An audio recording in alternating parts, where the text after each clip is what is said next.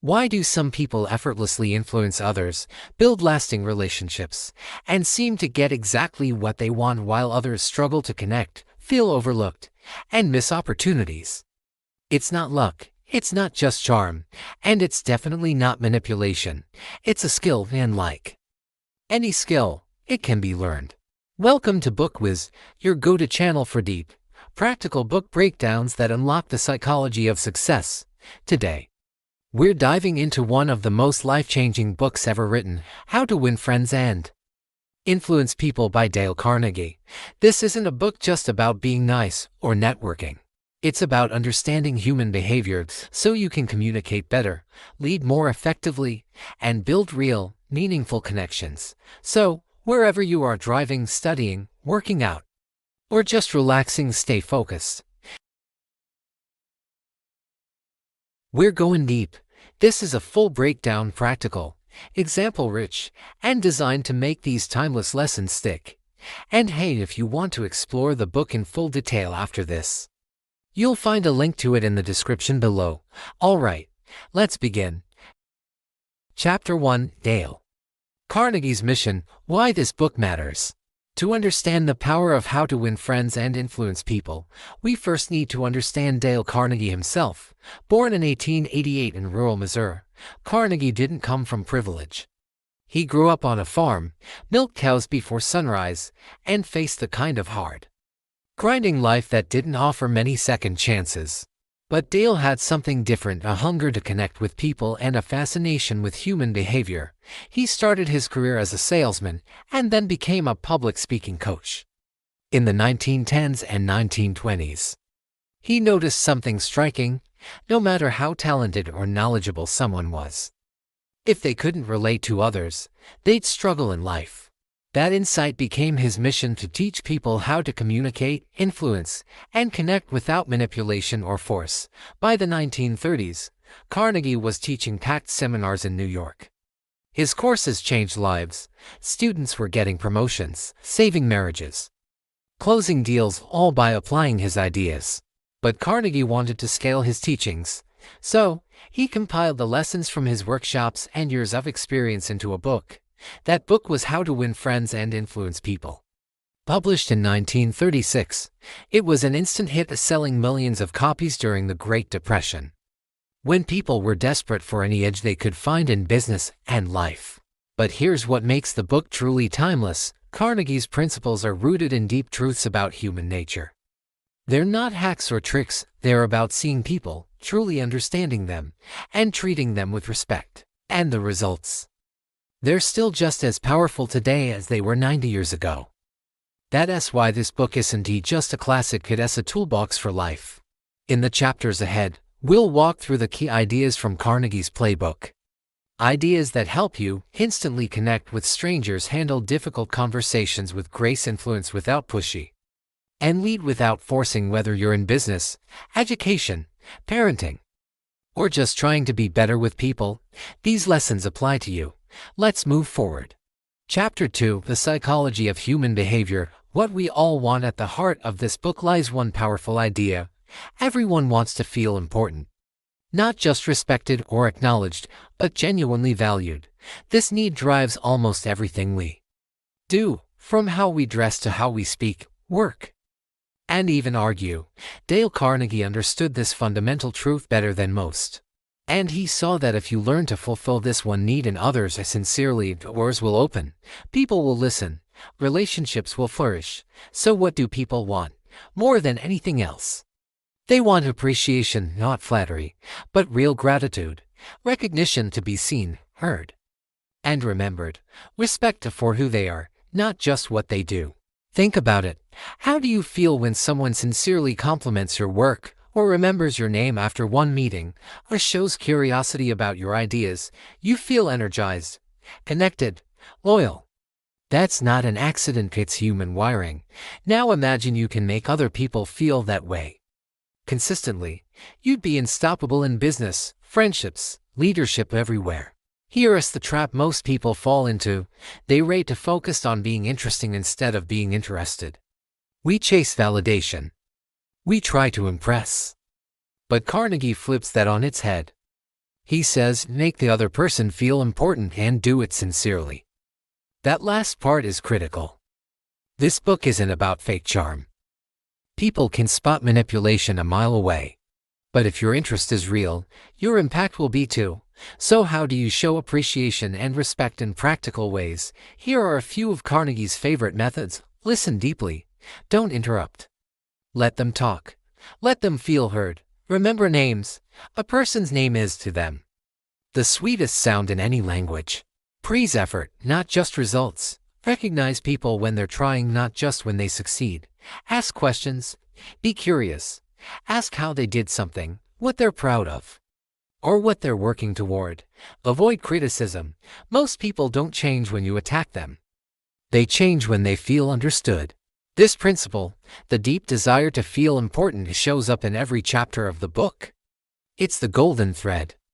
And once you learn to appeal to it with humility and sincerity, you'll unlock influence in every area of your life. Let's move to the next chapter and learn how to apply this mindset in practical, everyday ways that make people instantly like you. Chapter 3: 6 Ways to Make People Instantly Like You. Everyone wants to be liked, but not everyone knows how to genuinely create connection and leave a lasting impression. Carnegie gives us 6 timeless strategies for doing exactly that. They're deceptively simple, but profoundly effective. Let's explore each one with real-world insight. 1. Become genuinely interested in other people. Not fake interest, not small talk to get something in return. Real, sincere curiosity. People can tell when you're truly interested in them. Ask about their passions. Learn their story. Notice the little things. When you show interest without expecting anything in return, people feel valued and they remember that feeling. Carnegie once said, you can make more friends in 2 months by becoming interested in other people than you can in 2 years by trying to get people interested in you. 2. Smile. It's simple, but overlooked. A smile says, I'm glad to see you. It breaks tension. It builds trust. It's a universal sign of friendliness. Even when you're on the phone, smile. It changes your tone. People feel it. 3. Remember that a person's name is the sweetest sound in any language. Names matter. They represent identity. Make the effort to remember names. Use them in conversation. Spell them correctly. If you forget, be honest and ask again with care. People light up when they feel seen, not for. Be a good listener. Encourage others to talk about themselves. Most people don't want advice. They want to be heard. Let them talk. Ask open-ended questions. Give them space. You'll learn more, connect deeper, and make people feel truly understood. And remember, silence is not awkward. It's powerful when used wisely. 5. Talk in terms of the other person's interests. This is Persuasion 101. If you want someone's attention, speak their language. Frame your ideas in terms of what matters to them. Whether you're pitching, negotiating, or making small talk, tailor your approach to their world. 6. Make the other person feel important and do it sincerely. Praise their strengths. Acknowledge their effort, not in a manipulative way, but with honesty. When you recognize people in small, specific ways, they feel elevated, and they'll associate that feeling with you. Carnegie emphasized, the deepest principle in human nature is the craving to be appreciated. Use these 6 principles consistently, and you'll become the kind of person others want to be around, not because you rave flashy or clever, but because you make them feel good about themselves. Chapter 4: How to Win People to Your Way of Thinking. Now let's level up. Being liked is powerful, but what if you need to persuade someone? Influence a decision. Inspire action. This chapter is about winning people over, not with argument, but with empathy and psychology. Here are 12 principles Carnegie outlines to help you influence without conflict. 1. The only way to get the best of an argument is to avoid it. Even if you win an argument, you might lose trust, ego gets involved, feelings get hurt. Instead, look for common ground, diffuse tension, seek solutions. 2. Show respect for the other person's opinions. Never say, "You're wrong." Nothing triggers defensiveness faster than direct contradiction. Instead of saying, "You're wrong, try, that's an interesting point. I see it differently. Can I share why?" 3. If you're wrong, admit it quickly and emphatically. Owning your mistakes earns respect. It shows humility. It disarms tension. Try saying, "You're absolutely right. I dropped the ball, and I want to make it right." 4. Begin in a friendly way. Whether it's a complaint, or request, or a negotiation, your tone sets the tone. Start warm. Start human. 5. Get the other person saying yes, yes immediately. Begin with questions they'll agree with. Build momentum. Create a pattern of agreement. 6. Let the other person do a great deal of the talking. This builds buy-in. Let them talk through their thoughts. The more they talk, the more they feel ownership. 7. Let the other person feel that the idea is theirs. Hide, don't dictate. Ask questions that help them arrive at your conclusion on their own terms. 8. Try honestly to see things from the other person's point of view. Empathy isn't weakness, it's your superpower in persuasion. Reflect their emotions. Name their concerns. 9. Be sympathetic with the other person's ideas and desires, even if you disagree. Validate their perspective. Say, "I understand why you'd feel that way." 10. Appeal to the nobler motives. Frame your requests in terms of values or pride, loyalty, contribution. 11. Dramatize your ideas. Use metaphor. Tell a story. Create a vivid picture. People remember emotion, not data. 12. Throw down a challenge. If someone's competitive, give them a goal to beat. Challenge them with a standard of excellence. Invite their pride to engage. These principles aren't tricks, so they're truths. They work best when you approach conversations with the mindset of service, curiosity, and clarity. Remember, real influence isn't about control. It's about connection. Next up, we'll break down how to lead others effectively without sparking resistance or resentment. Chapter 5. How to be a leader without offending or resentment. Influence isn't just about persuading strangers or winning arguments, it's about leadership. And Carnegie knew that leadership is an emotional art. In this section, he gives us 9 principles for inspiring change in others without arousing defensiveness, resistance, or resentment. Let's break them down. 1. Begin with praise and honest appreciation. Before offering critique or correction, start by recognizing what the person is doing right. It softens the blow, builds rapport, and increases openness to feedback. Think of it like this: correction is a bitter pill. Praise is the spoonful of sugar that helps it go down. 2. Call attention to people's mistakes indirectly. Avoid blunt criticism. Try subtle language, ask questions, make observations, or gently guide. Instead of, "You messed this up," try, "I wonder if there's another way we could approach this part." 3. Talk about your own mistakes before criticizing the other person. Admitting your own errors shows humility. It levels the playing field and makes people more willing to accept correction. "Hey, I've made this same mistake before, here's how I learned from it." That's far more powerful than a lecture. 4. Ask questions instead of giving direct orders. "Could we try doing it this way?" Feels collaborative. "Do it this way" feels authoritarian.